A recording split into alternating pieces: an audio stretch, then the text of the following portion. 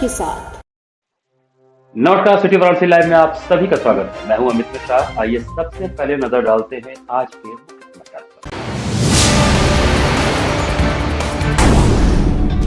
LIC के मंडल कार्यालय पर LIC एजेंट्स ने बनाया मानव श्रृंखला।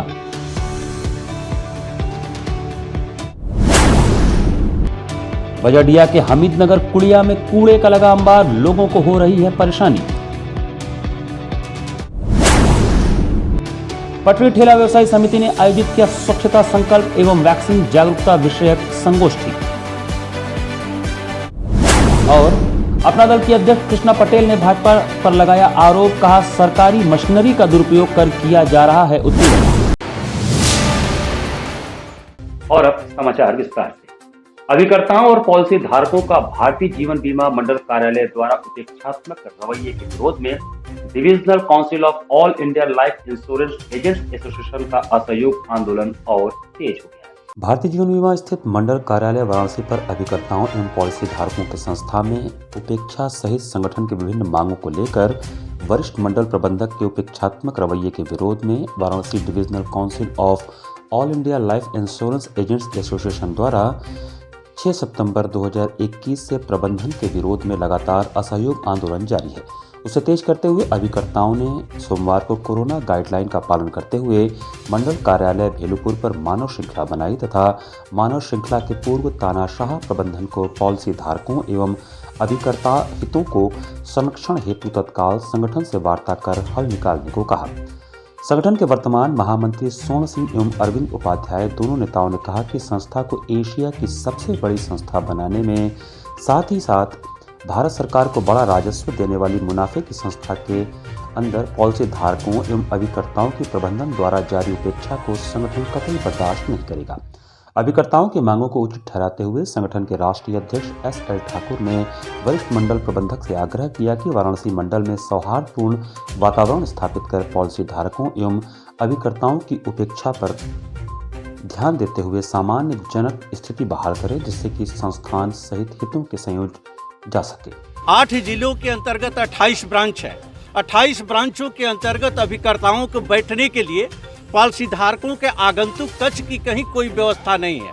इस व्यवस्था को लेकर के Varanasi divisional council of all India life insurance agent association मंडल प्रबंधक से ये मांग करती है कि प्रत्येक शाखाओं में अभिकर्ताओं को बैठने के लिए सुसज्जित अभिकर्ता कक्ष और पॉलिसी धारकों के बैठने के लिए आगंतुक कक्ष का निर्माण किया जाए तथा आगंतुक कक्षों में जो अधिकारी कब्जा जमा करके बैठे हैं, पॉलिसी धारकों को आकर के खड़ा रहना पड़ता है, ऐसे अधिकारियों को वहां से अलग किया जाए। बजडिया स्थित हमीदनगर कुड़िया मोहल्ले में कूड़े का अंबार लगे होने से क्षेत्रीय नागरिकों को बहुत सी दिक्कतों का सामना करना पड़ा। भेलूपुर थाना अंतर्गत बजडिया स्थित हमीदनगर कुड़िया में कूड़े का अंबार लगा हुआ है, जहां पर कूड़ा फेंका जाता है तथा दर्जनों की संख्या में पशु कूड़े के ऊपर विचरण करते रहते हैं। स्थानीय लोगों ने कहा कि कूड़े के कारण लोगों को काफ़ी समस्या होती है, बच्चे बीमार हो जाते हैं, कभी कभी यह पशु लोगों को मार भी देते हैं, जिससे लोग घायल हो जाते हैं। कई बार मना करने के बाद भी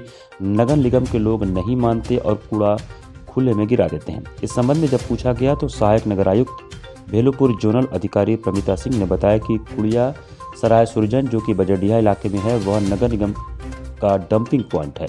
यहाँ पूरे क्षेत्र का कूड़ा डंप होता है और रात में हम यहाँ से रोज कूड़ा बड़ी गाड़ियों से हटवाते हैं। यदि कोई दिक्कत आ रही है तो हम उसे दिखवाते हैं और जल्द ही समस्याओं का समाधान करवाया जाएगा।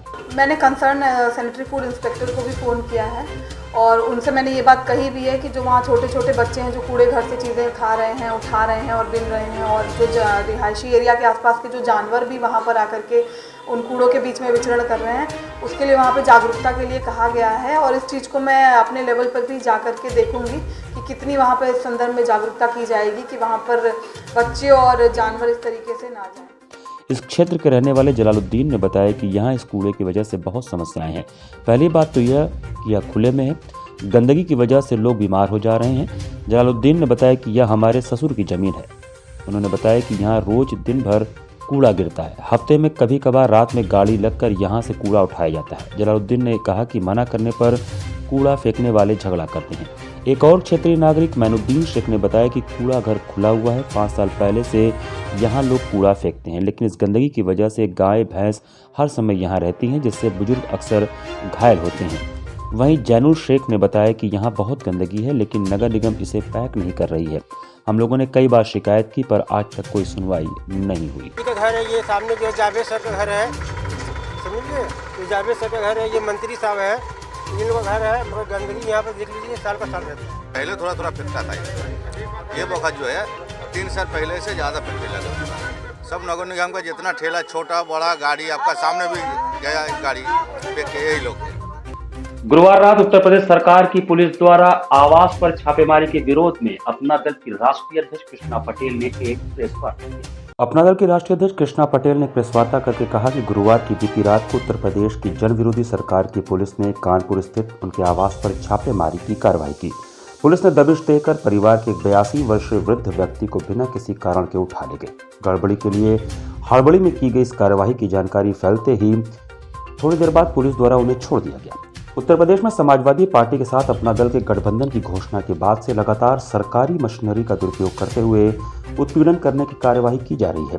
जैसे ही समाजवादी पार्टी एवं अपना दल विकास संयुक्त राजनीतिक अभियान शुरू हुआ तो सबसे पहले आयकर विभाग का नोटिस भेजकर दबाव बनाया गया। साथ ही सत्ताधारी पार्टी द्वारा संदेश भिजवाया गया कि अपना दल सपा से गठबंधन तोड़ ले, नहीं तो सरकारी मशीनरी का दुरुपयोग करते हुए नाजायज कार्रवाई की जाएगी। इसके बाद भी जब लगातार संयुक्त चुनाव अभियान आगे बढ़ता रहा तो अपने खिसकते जनाधार से घबराई सत्ताधारी भाजपा पुलिस दबिश की गंदी कार्रवाई पर उतर आई। उन्होंने कहा कि पुलिस छापों एवं सरकारी मशीनरी का दुरुपयोग करते हुए हो रही विधि विरुद्ध कार्रवाइयों से अब यह परिवर्तन अभियान रुकने वाला नहीं है। प्रदेश भर के किसान, नौजवान, बेरोजगार एवं महिलाएं मिलकर सत्ता परिवर्तन करेंगे और उत्तर प्रदेश में अखिलेश यादव के नेतृत्व में जन आकांक्षाओं पर खरी उतरने वाली पिछड़ों, दलितों एवं वंचितों के अधिकारों की रक्षा करने वाली सरकार का गठन किया जाएगा, जिसमें अपना दल का बहुत ही महत्वपूर्ण योगदान होगा। ये पूर्व की सरकारें हैं जो मुझे परेशान कर रही हैं, मुझे चलने से रोक रही हैं, क्योंकि जब से सपा से गठबंधन हुआ है जनाधार दिनों दिन बढ़ रहा है और अखिलेश जी मुख्यमंत्री बनेंगे, इसको कोई रोक नहीं पाएगा। इसको रोकने के लिए मुझे परेशान किया जाए। यहाँ पर वक्त चला छोटे से ब्रेक का, बने रहिए सिटी वाराणसी लाइव के साथ। वाराणसी लाइव, सच के साथ। Best fundamental lab, best faculty, best placement set. We are proud to be a student of JDSL. I am a student of Jeevandeep Mahavidyalaya. I am proud of Mahavidyalaya for excellent faculty, best support and best infrastructure and best placement. Best fundamental lab, best faculty, best placement set. We are proud to be a student of JDSL. I am a student of Jeevandeep Mahavidyalaya. I am proud of Mahavidyalaya for excellent faculty, best support and best infrastructure and best placement. हम तोड़ेंगे ये सन्नाटा, करेंगे बात आपकी, बात बना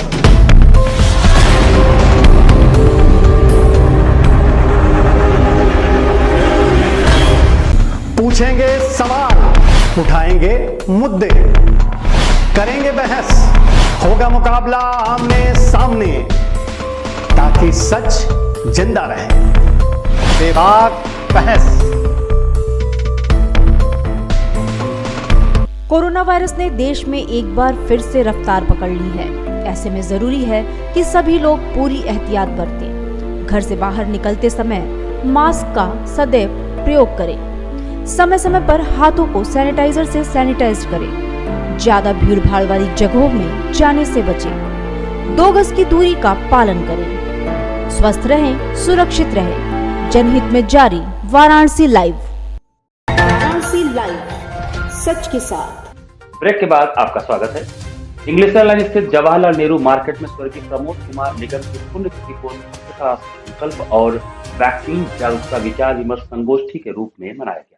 Jawaharlal Nehru market English line Varanasi में फेरी पटरी ठेला व्यवसायी समिति के पूर्व सचिव एवं राष्ट्र के प्रथम स्वच्छता शहीद स्वर्गीय प्रमोद कुमार निगम के वार्षिकीय दिवस के उपलक्ष्य में स्वच्छता संकल्प एवं वैक्सीन जागरूकता विषय पर विचार विमर्श संगोष्ठी का संयोजन किया गया, जिसमें मुख्य रूप से नगर निगम वाराणसी कर निर्धारण अधिकारी वरुणापार जोनल अधिकारी वी के द्विवेदी ने कहा कि शहर भर के स्ट्रीट वर्तमान समय में ओमिक्रॉन के भयावह प्रकोप से बचने के लिए प्रत्येक स्ट्रीट वेंडरों को बहुत ही सावधानी पूर्वक अपने दैनिक आजीविका का ध्यान रखते हुए व्यवसाय करना पड़ रहा है, जिससे आने वाले समय में इस भयावह महामारी से लड़कर हम सभी निजात पा सकें। व स्वच्छता संकल्प दिलाते हुए उन्होंने कहा कि भारत सरकार द्वारा होने वाले स्वच्छता सर्वेक्षण में हम सभी वेंडरों को मिलकर जनपद वाराणसी को स्वच्छता में प्रथम स्थान दिलाना है तथा अपने कार्यस्थल और वेंडिंग जोन को स्वच्छ रखना आप सभी स्ट्रीट वेंडरों की प्रमुख रूप से जिम्मेदारी बनती है। इस कार्यक्रम की अध्यक्षता फेरी पटरी ठेला व्यवसायी समिति के अध्यक्ष राजेंद्र प्रसाद सिंह महादेव जी ने किया व संचालन फेरी पटरी ठेला व्यवसायी समिति के सचिव अभिषेक निगम ने किया।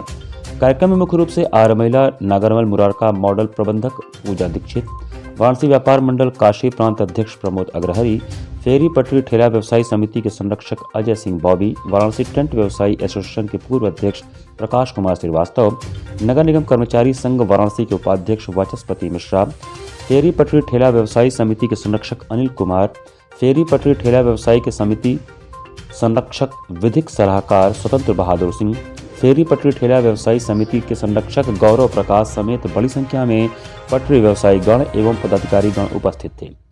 फेरी पटरी ठेला व्यवसायी समिति के पूर्व सचिव, राष्ट्र के प्रथम स्वच्छता शहीद स्वर्गीय प्रमोद कुमार निगम जी की पुण्यतिथि के उपलक्ष्य में शहर के स्ट्रीट वेंडरों के साथ स्वच्छता संकल्प सभा का आयोजन किया गया है, जिसके पीछे हमारा उद्देश्य है कि शहर भर के स्ट्रीट वेंडरों से जुड़े उनके छोटे छोटे बच्चे, स्ट्रीट वेंडर स्वयं 100% वैक्सीन लगवाएं, अपने वेंडिंग स्थल, अपने स्थल को साफ सुथरे तरीके से रखें और आने वाले आगामी चुनाव में मतदान के प्रति जागरूक होकर एक सशक्त राष्ट्र निर्माण के लिए अपने आप को प्रतिभाग साबित करें। शहर भर के प्रबुद्धजन लोग उपस्थित हुए, मुख्य रूप से पूजा दीक्षित जी, मुख्य कर निर्धारण अधिकारी वीके द्विवेदी साहब और नगर निगम प्रशासन के, पुलिस प्रशासन के, समाज सेवी, तमाम संगठनों के लोग आज इस आयोजन में उपस्थित। काशी कोतवाल बाबा काल भैरव का राजसी स्वरूप में दर्शन कर भक्त निहाल।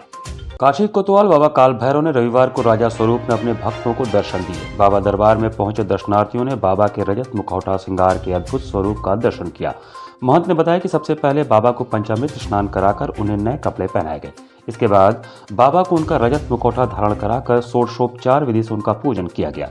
इस दौरान महंत सुमित उपाध्याय ने बताया कि मंदिर के पुजारियों और सेवादारों के सहयोग से बाबा काल भैरव का आज अद्भुत श्रृंगार हुआ।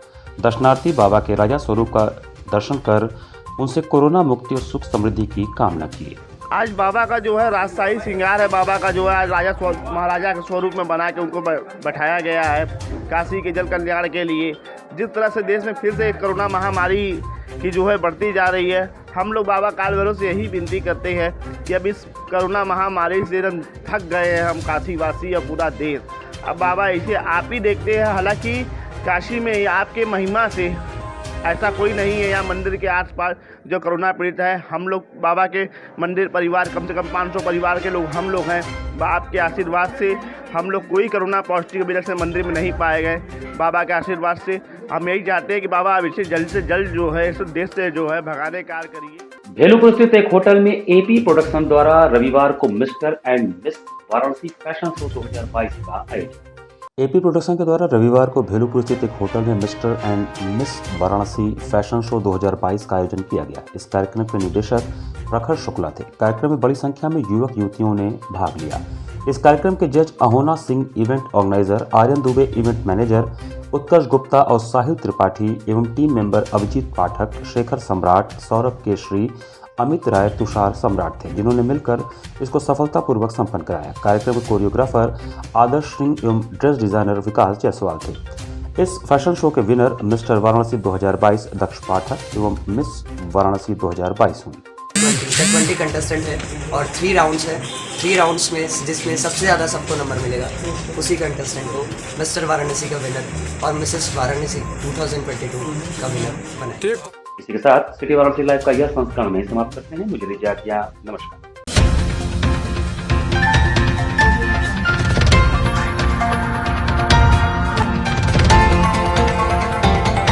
वाराणसी लाइव, सच के साथ।